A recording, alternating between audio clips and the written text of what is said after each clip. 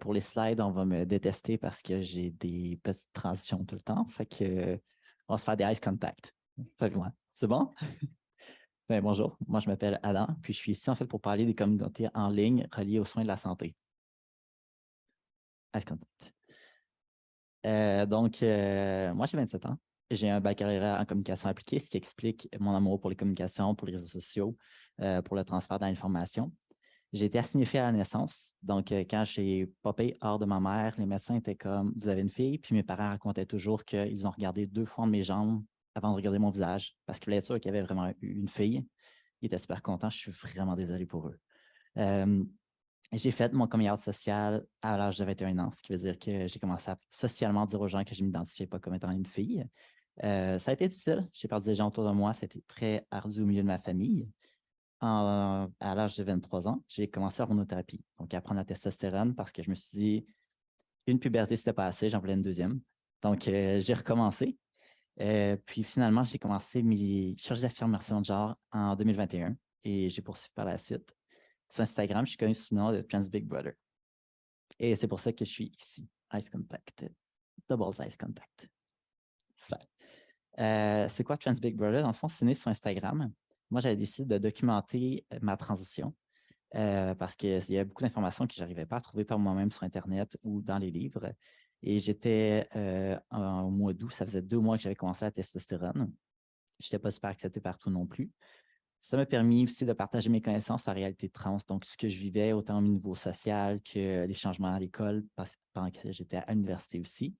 Je teste des produits d'affirmation de genre, donc entre autres ceux de Tommy, qui permettent pour moi de présenter aux gens des produits qui pourraient leur correspondre, les aider à se sentir mieux, mais aussi des produits qui touchent un peu plus l'intimité. Donc, parce que lorsque on commence à faire une transition, ça change aussi au niveau de comment on perçoit son corps, comment on est à l'aise avec celui-ci. Et je partage mon cheminement dans le milieu de santé québécois. Là, c'est un double ice contact. Un fourth, 4 ice contact. Un autre, un autre, un autre, un autre. Trop d'ice contact. Backup, s'il vous plaît. Merci. Parfait. Pourquoi est-ce que j'aborde le système de la santé? Premièrement, je ne suis pas médecin, loin de là. Moi, c'est ça, je suis un jeune en communication. C'est juste que je suis un excellent patient parce que j'ai plusieurs pathologies dans la vie, ce qui fait que je suis souvent dans les hôpitaux. Et je vais partager souvent sur 3 branches au niveau de la médecine, donc l'endocrinologie, puisque je fais une transition de genre, donc mes niveaux d'hormones et ces choses-là doivent être suivis tout au long de ma vie, en fait. La gynécologie, parce que j'ai reçu un diagnostic d'endométriose à l'âge de 21 ans et je souffre du syndrome de la vessie douloureuse, qui est aussi une maladie qui est assez complexe à recevoir un diagnostic. Je vais en parler un peu plus tard. Et la neurologie, parce que je suis un joyeux épileptique. Donc, je vais aussi en parler de ça parce que c'est très entrecroisé, en fait. Et puisque je vois beaucoup de médecins, bien, il y a aussi d'autres spécialistes au travers de ça qui vont s'ajouter, donc les urologues, médecins de famille, psychologues, etc. Yes.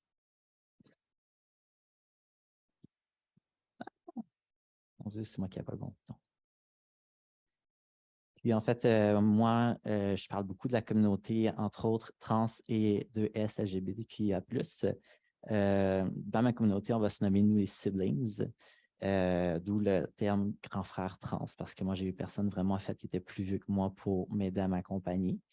Et c'est pour ça que tout le monde est considéré comme des frères et sœurs. Et je suis aussi beaucoup dans les sites pour l'endométriose. Le terme Endo Sisters va beaucoup sortir. Ça ne correspond pas à tout le monde, mais il y a aussi le terme Endo Warriors, qui est personnellement un de mes préférés, qui touche un peu plus tout le monde. Ce n'est pas parce qu'on a un utérus qu'on se considère comme étant au féminin.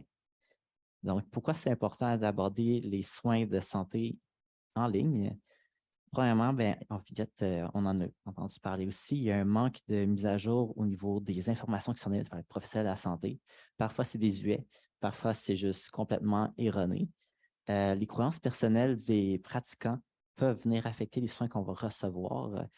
Que ce soit au niveau des stéréotypes, au niveau des valeurs aussi, on peut le ressentir assez facilement. Il y a les violences médicales qui vont causer de l'appréhension, de la peur au niveau des gens qui veulent consulter.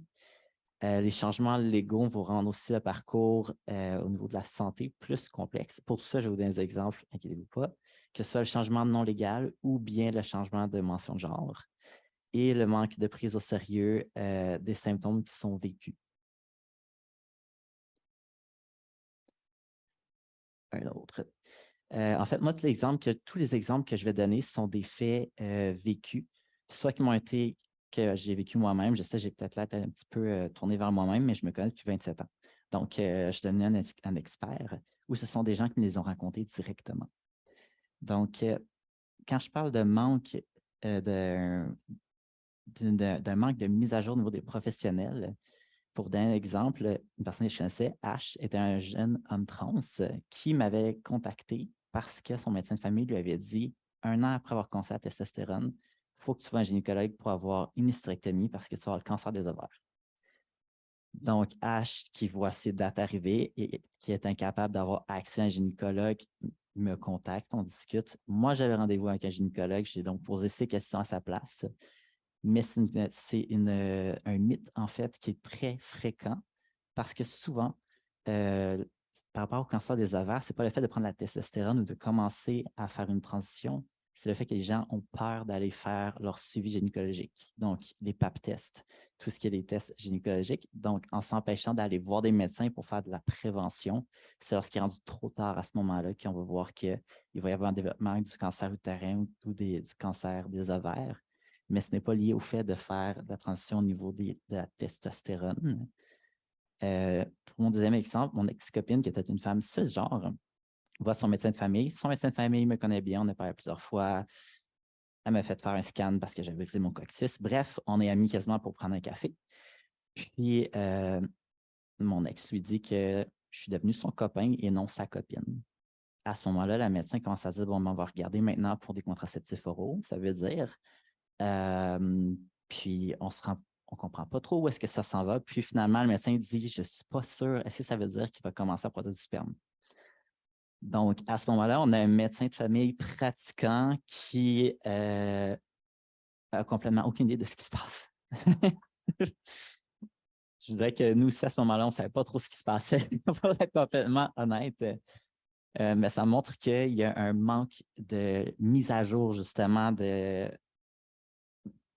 en tout cas, on peut comprendre. Puis mon troisième exemple, à ce moment-là, moi, j'étais encore représentée comme étant une femme cis dans des relations qui étaient homosexuelles. J'avais pris rendez-vous pour aller voir, faire un test de dépistage du TSS. Je me présente au rendez-vous et l'infirmière pose des questions habituelles. Es-tu active sexuellement? Combien de partenaires est-ce que tu as? Et avec quel type de personnes tu as des relations sexuelles? Et moi, c'était exclusivement avec des gens qui avaient des vulves à ce moment-là. Je me fais dire, bon, ben, pas besoin de passer le test.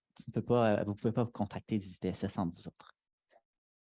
Et encore là, faux, et que moi, j'étais préparé à cette réponse-là parce qu'en ligne, pour tout ce qui est LGBT, il y en a qui vont justement se passer cette information-là, qu'on se fait refuser des tests de dépistage TSS.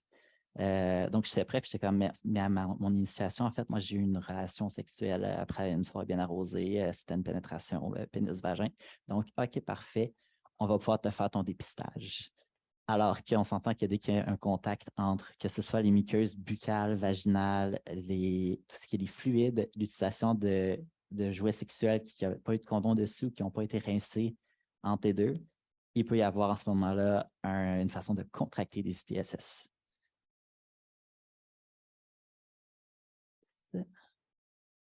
Les croyances et les stéréotypes.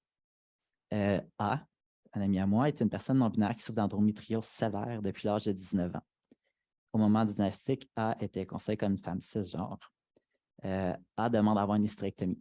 Il se fait refuser parce que le médecin lui dit, tu vas vouloir des enfants, tu vas regretter.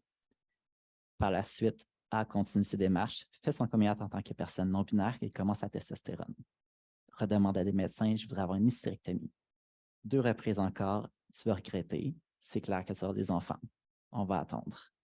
Ça fait même offrir de devenir mère porteuse pour avoir un calme au niveau de ses symptômes d'endométriose. À ce moment-ci, A a 27 ans et IL est toujours en attente d'un médecin qui va accepter de lui faire son hystérectomie pour arrêter de souffrir.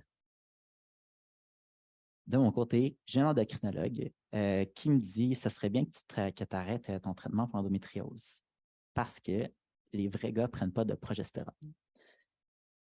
Parce que, voilà, moi, maintenant, un vrai homme ne doit pas prendre. Maintenant, j'ai plus l'endométriose, clairement. Je fais un test, j'arrête. Horrible. Tout à fait horrible. Les règles reviennent, tout ce qui est émotionnel, la douleur.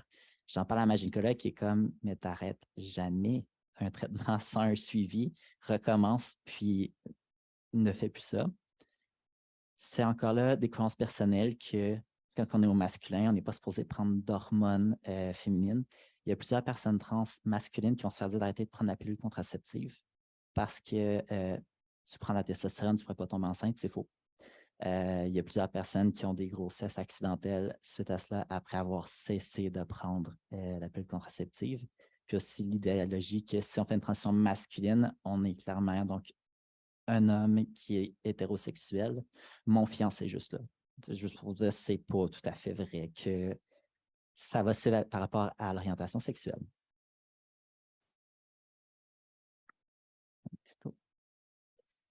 Des violences médicales.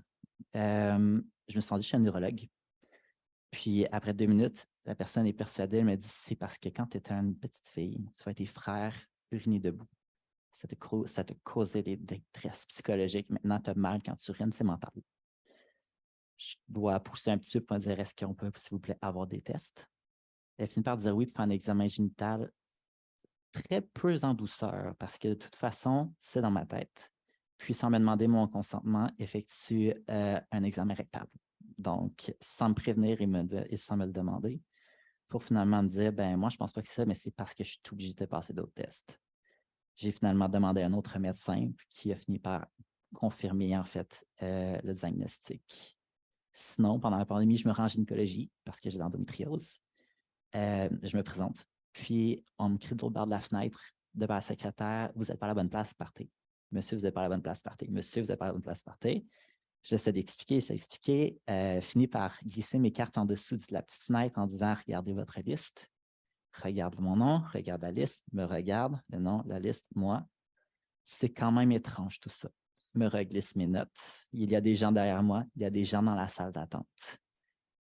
Donc, le fait d'être présenté comme étant masculin, de recevoir des soins qui sont liés à la gynécologie, c'est extrêmement difficile, c'est extrêmement stressant aussi d'être moi, quand je suis avec ma petite jaquette, mes jambes super poilues, puis je me fais regarder dans le bureau de gynécologue, c'est pas le moment où est-ce qu'on est plus à l'aise non plus. Disons que c'est pour ça que c'est important d'en parler aussi. Puis, il y a un petit truc qui est skippé.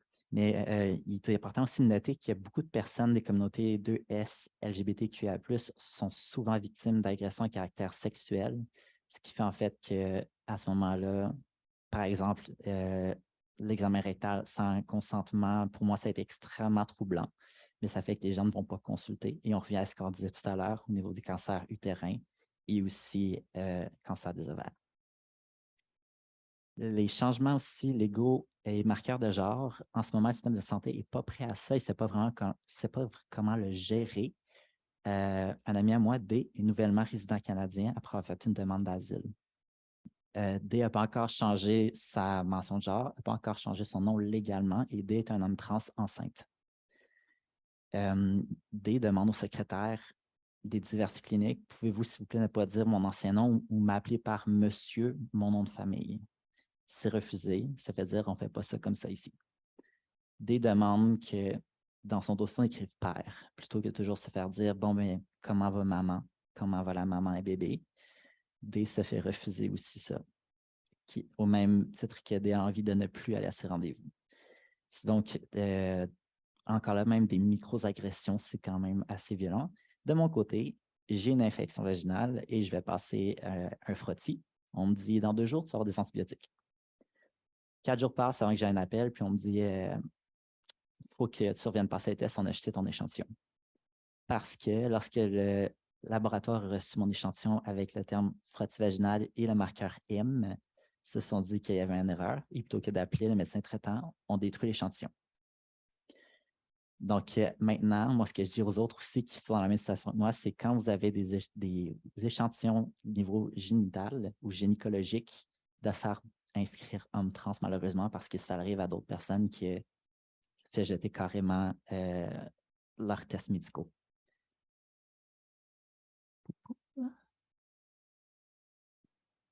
Ah, ça t'as vu? OK.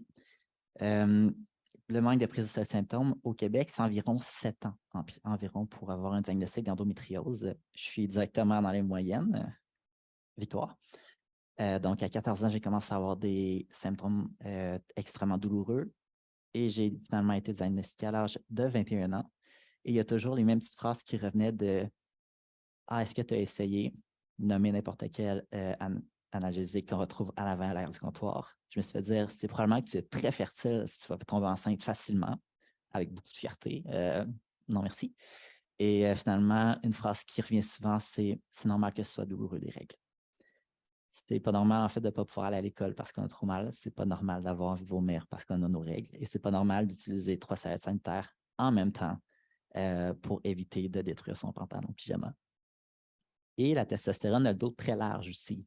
Dès qu'on va chez le médecin, tu as mal au dos, ta testostérone. Tu as des boutons, ta testostérone. Tu as chaud, ta testostérone. Tu as mal de gorge, tu tousses, tu as du mucus, ta testostérone. Donc, c'est plus difficile à ce moment-là de se faire reconnaître. Et c'est pour là que je voulais en revenir à tout ça. Trans Big Brother et les autres réseaux sociaux qui permettent de parler justement de ces enjeux-là, de discuter de nos histoires, de partager ce qui se passe. Ça brise l'isolement, c'est des lieux d'empathie. Ça permet aussi d'accueillir les insécurités des autres, de se réconforter, de se donner des trucs. C'est une manière pour moi de présenter les étapes des transitions. Quand pas des petits clics, des petites photos, mais c'est une façon de présenter des étapes de transition à la fois positives et négatives.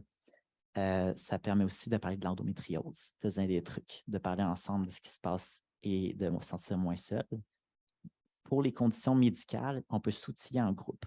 Moi, mon endocrinologue me dit « tu es mon premier épileptique ». Mon neurologue me dit « tu es ma première personne trans ». Entre les deux, on se sent un peu cobaye, donc de pouvoir parler ensemble, de se dire dis à ton médecin de peut-être faire tel type de traitement. C'est ce qu'on fait en ligne, en fait, et ça fonctionne extrêmement bien. De dire à son médecin, j'ai entendu parler de, il va y avoir des recherches, puis par la suite, on va pouvoir se faire prescrire les bons traitements qui vont nous aider. La vitesse de partage d'informations est beaucoup plus rapide. On peut se poser une question et en 24 heures avoir une réponse. C'est sûr qu'il faut un filtre, mais ça permet aussi de, imaginons un jeune de 14-13 ans. Moi, ça m'est arrivé d'un jeune d'Australie qui m'a écrit en pleine nuit parce qu'il y avait une question qui était comme « je pense que je vais mourir ». L'information se partage assez rapidement, de comme non, en ce moment, tu as tes règles, c'est normal, ça va bien. Puis, c'est une façon de partager nos conseils, d'apprendre et de aussi poursuivre notre éducation à nous-mêmes. Par exemple, si je fais j'ai déjà fait un post sur l'endométriose, puis quelqu'un m'écrit en commentaire, en fait, il y a telle découverte qui a été faite. Il m'envoie des liens, moi, je m'informe plus, je suis comme, tu as raison, je vais rectifier le tir. Ça nous permet ensemble, si vous savez à quel point dans la communauté, les gens sont des experts sur les articles, puis les choses qui sortent nouvellement. On est comme les médecins, puis il y a comme nous qui est ici. Fait que je pense qu'on va pouvoir commencer à charger pour faire un petit peu plus d'argent. Les impacts, en fait, le fait d'être transparent en ligne, ça a des impacts, c'est sûr. Les manières positives, c'est sûr que ça aide à aider les autres qui sont dans des situations un petit peu plus difficiles, de pouvoir s'accompagner, de se sentir moins seul. Ça permet de créer des réseaux de connaissances, de partenariats quand on veut quand on veut s'entraider ensemble et aussi de créer des amitiés. Moi, personnellement, la chose qui me touche le plus et qui vaut le plus, c'est quand c'est des mamans qui m'écrivent puis qui me disent on a parlé de ce que tu as posté, moi et mon enfant, ou on a essayé tel produit, puis on est vraiment content, ou mon fils puis moi, on a regardé la vidéo ensemble. Ça vaut toute l'heure du monde. Puis c'est ce qui permet aussi de briser le sentiment de solitude, puis d'avoir l'impression qu'on est tout seul au monde avec une certaine situation. Les aspects négatifs, les attaques personnelles, il y a des gens qui vont juste venir m'écrire, bien sûr, des choses transphobes, homophobes, des commentaires sur mon corps en me disant que je suis en train de détruire mon corps ou que c'est laid, ou bref. On se fait une coquille plus dure, mais lorsque c'est en commentaire, à ce moment-là, c'est d'aller faire un tri pour, imaginons que j'ai un jeune de 14 ans qui va aller lire quelque chose comme ça. Moi, j'ai la carapace plus dure, la sienne n'est pas encore. Donc, ça moi, d'être transparent, ça me dérange moins, mais ça peut déranger beaucoup d'autres personnes. La fétichisation. Donc, on se rend compte que des fois, ce n'est pas pour les bonnes raisons que les gens nous suivent. Et je m'en suis rendu compte lorsque j'ai su qu'il y avait des photos de moi photoshopées enceinte sur un site de fétichisation de grossesse masculine.